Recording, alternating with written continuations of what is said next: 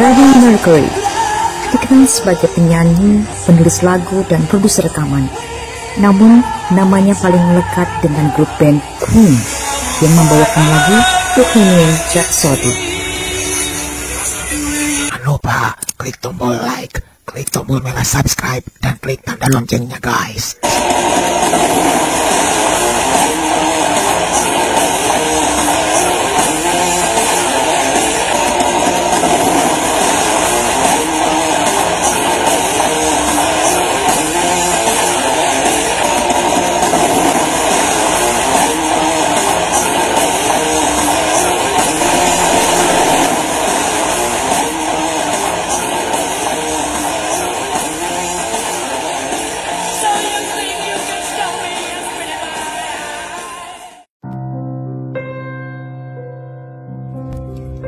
Freddie Mercury atau yang bernama asli Farouk Bulsara lahir pada 5 September 1946 di Zanzibar yang saat itu masih di bawah pemerintahan Inggris. Kedua orang tuanya, Bomi dan Jer Bulsara, adalah orang Parsi dari Gujarat, India. Sang ayah bekerja di kantor pemerintahan Inggris di Zanzibar.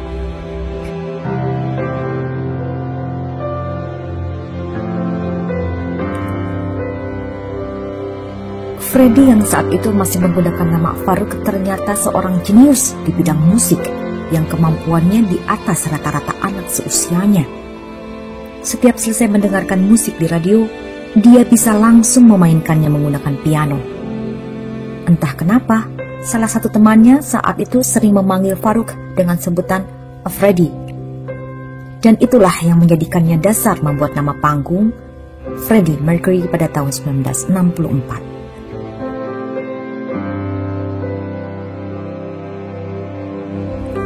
Freddie kecil dikirim orang tuanya bersekolah di India. Di usia 7 tahun, dia mulai belajar memainkan piano. Pada tahun 1958, saat berusia 12 tahun, dia membentuk band The Hectics dengan teman-teman sekolahnya. Saat terjadinya revolusi di Zanzibar yang ingin menjadi bagian dari negara Tanzania yang merdeka pada tahun 1964, orang tuanya mengajak Freddie dan adik perempuannya Kashmira pindah ke Inggris. Di Inggris, Freddie melanjutkan pendidikannya dengan mengambil jurusan seni grafis dan desain di Ealing Art College dan meraih gelar sarjana pada tahun 1969.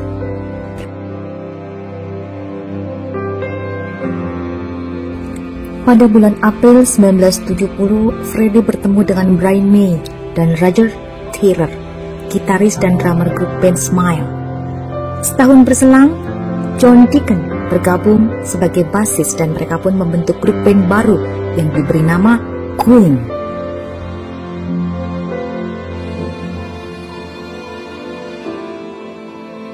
Sebagai lulusan sekolah seni rupa, Freddie juga mendesain logo dari grup band Queen. Pada masa itu pula, Freddie mengganti namanya dari Farouk Bulsara menjadi Freddie Mercury. Bersama Queen, Freddie memulai debut rekamannya dan merilis album perdana pada tahun 1973 yang diberi tajuk sama dengan nama band mereka.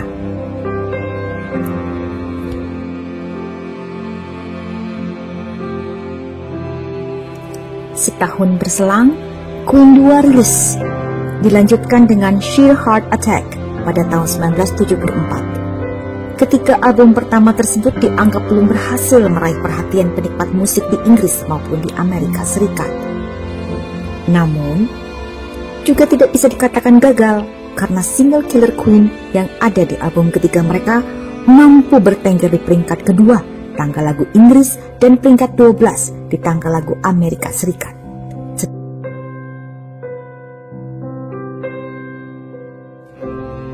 Freddie Mercury dan grup band Queen mulai menjadi fenomena musik dunia setelah merilis album keempat mereka, Night at the Opera, pada tahun 1975. Dalam album tersebut terdapat single berjudul Bohemian Rhapsody, sebuah lagu rock opera yang sebagian besar ditulis oleh Freddie dan berdurasi hingga 5 menit 55 detik.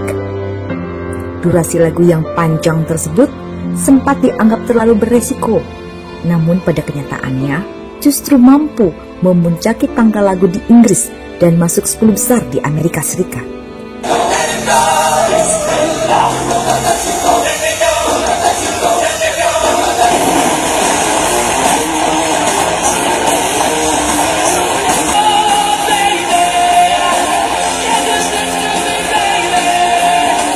Lagu Bohemian Rhapsody disebut sebagai tempat Freddie meletakkan jejak kegelisahan atas jalan hidup yang ditempuhnya. Namun dituangkan secara filosofis yang sulit diterjemahkan dan memunculkan berbagai macam pemahaman. Sedangkan Queen sendiri membiarkan publik untuk menerjemahkannya. Terutama ada kata-kata bismillah dalam lagu tersebut. Namun para kritikus tidak mau menerjemahkan kata bismillah yang digunakan pada lagu itu seperti kata aslinya dengan menyebut nama Allah. Sebab setelah kata sakral bagi umat Islam itu, Freddie mencantumkan kata Beelzebub yang menggambarkan setan. Jadi kata itu kemudian diasosiasikan dengan kehidupan Freddie yang sering bersinggungan dengan Muslim. Dia mungkin tahu kata itu mengandung kebaikan, tetapi tidak tahu makna persisnya. Dalam Bohemian Rhapsody, Freddie menunjukkan kemampuan vokalnya yang luar biasa. Freddie dikenal sebagai salah satu penyanyi yang memiliki rentang vokal 4 oktav. Tak hanya sebagai vokalis, Freddie juga berperan dalam menulis lagu-lagu hits dari Queen. Selain Bohemian Rhapsody, Freddie juga menulis tembang sukses Queen lainnya, seperti Seven Seas of Rhye, Somebody to Love, Good Old Fashioned Lover Boy, Bicycle Race, Don't Stop Me Now, dan We Are the Champions.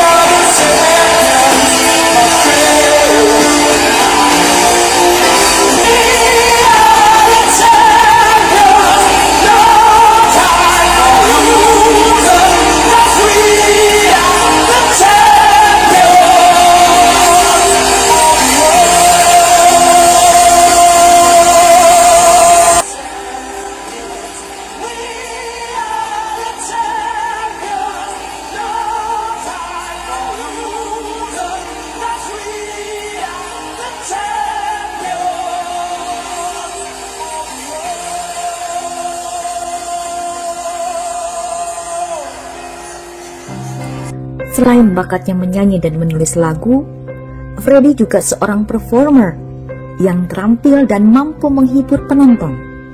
Tak jarang dia tampil di panggung dengan mengenakan kostum ketat dan mencolok. Bersama Queen, Freddie meraih popularitas hingga 1980-an. Meski demikian, Freddie sempat mencoba bersolo karir pada tahun 1972 dengan menggunakan nama panggung Larry Larrix. Dia sempat merilis 2 album bertajuk Mr. Bad Guy pada tahun 1985 dan Barcelona pada tahun 1988 serta beberapa single lainnya. Kedua album tersebut mampu meraih sukses meski tidak sampai sesukses album-album Queen. Selama bersolo karir, Freddie pernah bekerja sama dengan sejumlah musisi ternama. Salah satunya adalah Michael Jackson. Bersama King of Pop, Freddie merekam beberapa demo single seperti State of Shock, Victory, dan There Must Be More to Life Than This.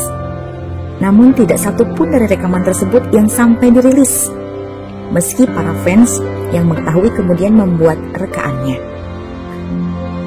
Lagu State of Shock sendiri akhirnya dirilis pada tahun 1984 untuk versi duet dengan Mick Jagger dan termasuk dalam lagu di album The Jacksons yang bertajuk Victory. Selain karir dan prestasinya di dunia musik, kehidupan Freddie di luar band dan sebagai seorang pria juga tak jarang menjadi sorotan publik. Salah satunya mengenai orientasi seksualnya. Banyak yang menduga bahwa Freddie menyukai pria dan juga wanita. Namun isu tersebut dibantah Freddie maupun orang-orang terdekatnya. pada awal 1970-an, Freddie menjalin hubungan asmara dengan seorang wanita bernama Mary Austin, yang dikenalnya dari sang gitaris Queen, Brian May.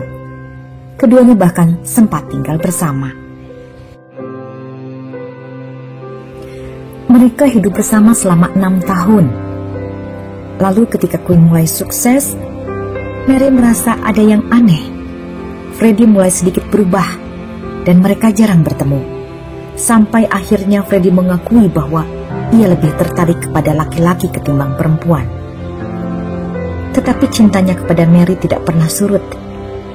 Mereka pun sepakat untuk berpisah. Namun Freddie masih mencintai Mary. Walaupun secara badaniah, ia tertarik kepada laki-laki. Jiwa dan hatinya hanya cinta kepada Mary.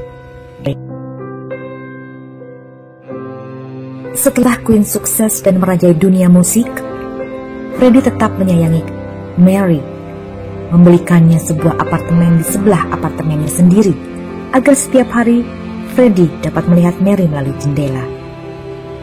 Banyak sekali lagu yang diciptakan Freddie untuk Mary. Satu yang paling terkenal adalah Love of My Life, yang merupakan pernyataan Freddie bahwa ia akan mencintai Mary selamanya, meskipun dalam situasi apapun. My life, can't you see? I still love you. Saat Freddie memiliki seorang kekasih gay, Mary kemudian menikah dan memiliki anak. Freddie dengan senang menjadi bapak baptis dari anak itu. Hubungannya dengan Mary pun bertambah erat. Semua orang yang ada di kehidupan mereka mengerti bahwa kedua orang ini memang jiwanya tidak bisa dipisahkan. Masing-masing kekasih mereka mengerti hubungan cinta tanpa nafsu ini.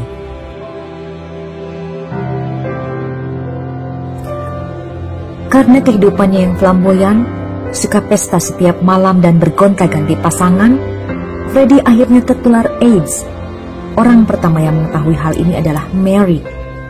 Padahal Freddie sudah memiliki kekasih gay pada saat itu. Marylah yang dengan tabah merawat Freddie di saat sakitnya. Hampir setiap hari datang mengunjunginya. Pada bulan Oktober 1986, sebuah media Inggris memberitakan bahwa hasil tes darah yang dijalani Freddie menunjukkan bahwa dia telah positif mengidap HIV/AIDS. Kabar tersebut tak pelak memicu kegemparan. Freddie menolak pemberitaan tersebut dan menyebut bahwa hasil tes darah yang dijalaninya adalah negatif untuk HIV. Namun isu tersebut tidak mereda karena melihat kondisi kesehatan Freddie yang terus menurun. Saat tampil dalam sebuah acara penerimaan penghargaan di Inggris pada tahun 1990, Freddie tampak kurus. Pada tahun 1991, Freddie tengah merampungkan proyek singlenya dengan Queen yang berjudul These Are the Days of Our Lives. Saat melakukan rekaman untuk video musik lagu tersebut pada bulan Mei, tampak Freddie yang bertubuh sangat kurus. Proses rekaman dilakukan hingga bulan Juni, dan setelahnya Freddie mengumumkan pensiun dari dunia musik. Dia menghabiskan hari-harinya di kediamannya di Kensington, London Barat. Pada masa-masa itu, Mary Austin kembali muncul dalam kehidupan Freddie dan setia mendampinginya. Pada 22 November 1991, Freddie memanggil manajer Queen, Jim Beach, untuk datang ke rumahnya guna mendiskusikan tentang pernyataan publik yang dirilis kemudian hari. Dan pada 23 November, Freddie membuat pernyataan resmi yang mengatakan bahwa dirinya mengidap HIV/AIDS. Ketika penyakitnya makin parah dan Freddie hanya bisa berada di tempat tidur, Marylah yang mengurus Freddie. Sampai-sampai Freddie menjulukinya sebagai The Old Faithful atau yang paling setia. Pernyataan tersebut dibuat tak lama sebelum kematian Freddie. Penyebab resmi kematiannya adalah radang paru-paru yang disebabkan oleh penurunan daya tahan tubuhnya akibat AIDS. Freddie meninggal dunia di usia 45 tahun. Dia dikremasi pada 27 November di krematorium London Barat. Acara kremasi hanya dihadiri keluarga dan teman dekat, termasuk anggota Queen dan juga dihadiri Elton John.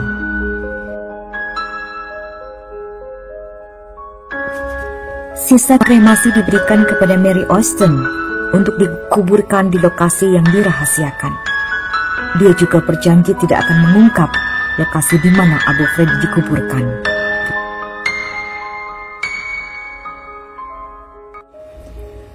Freddie mewariskan seluruh kekayaannya kepada Mary dan hanya menyisakan sedikit kepada keluarga dan orang-orang terdekat lainnya.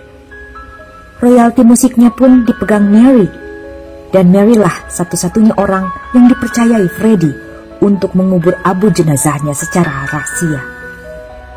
Sampai sekarang, fans Queen dan keluarga Freddie pun tidak mengetahui letak abu jenazah ini dikuburkan.